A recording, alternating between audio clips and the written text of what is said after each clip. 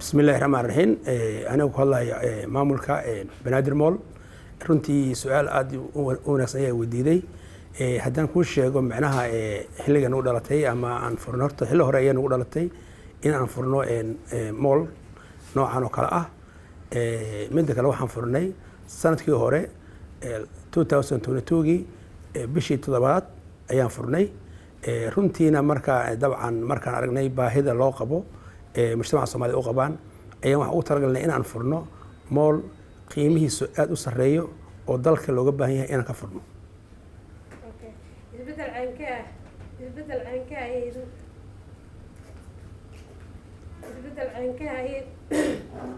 caynka ay tahay magaalada maadaama goobahan oo kale ay ku badnayn. runtii waxaad dareemaysaa annaga inta badan runtii isbedelka macnaha aan dareemayno waa isbedel aad iyo aad u weyn macnaha ayuu horta waa mid koowaad sababtoo ah dalkii macnaha Soomaaliya waagi hore saan ma ahayn hadda se macnaha waxa muddaa Soomaaliya inay dawlad macnaha weyn bilaabatay isla markaana runtii macnaha moolka noocan oo kale ah waa mool aad macnaha looga baahan yahay annagana markii fikir ahaan ay nagu dhalatay waxaan dareennay inaan dalkii wax ummadda Soomaaliyeed ama adduunka la jaan qaadi karo in aan dalka keenno waan ku guuleysanay waan ilaahay mahadi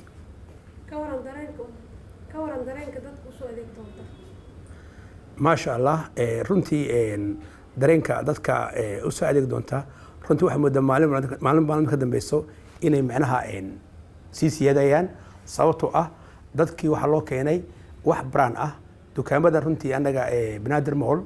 inta badan xunoo furan waa brand marka waa dukaamo macnaha adduunka everywhere ka furan marka saa ogeed waxaan u talagalnay in ummadda Soomaaliyeed iyo wixii ajaanib ah inay ka dukaameystaan si macnaha maartay loo jaan qaadno adduunweynaha isla markaana ay arkaan meel qurux badan saa aragteen dabcan waa mool aad u qurux badan runtiina dadka yimaado waa dad aad ugu faraxsan mar kastaba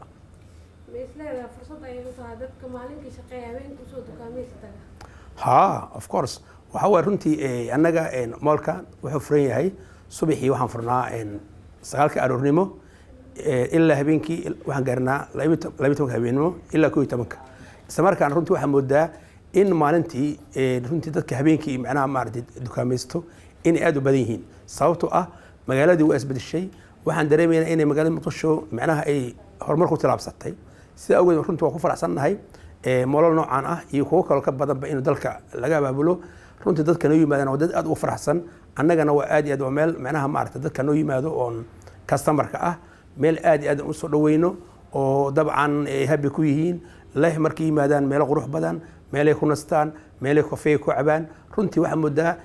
qofkii yimaado inuu ka laabaneyn markuu arko quruxda iyo bilicda ka muuqata moolkan Banaadir Mall